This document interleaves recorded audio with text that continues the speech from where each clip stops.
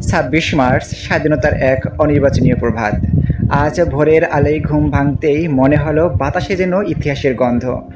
এই দিনটি কেবল ক্যালেন্ডারের একটি তারিখ নয়, এই দিনটি এক জাতির জাগরণের দিন।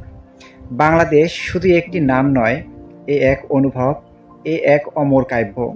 ১৯৭১ সাল, এটি একটি বছর নয়, এটি জ্বলন্ত চেতনা।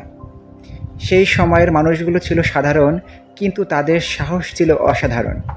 তাদের চোখে ছিল ভয়, তবু হৃদয় ছিল অদম্য দৃঢ়তা। তাদের হাতে অস্ত্র কম ছিল, কিন্তু বিশ্বাস ছিল অগাধ।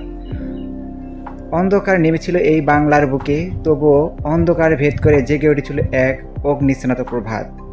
গুলির শব্দে কেঁপে উঠেছিল আকাশ, রক্তে রঞ্জিত হয়েছিল মাটি।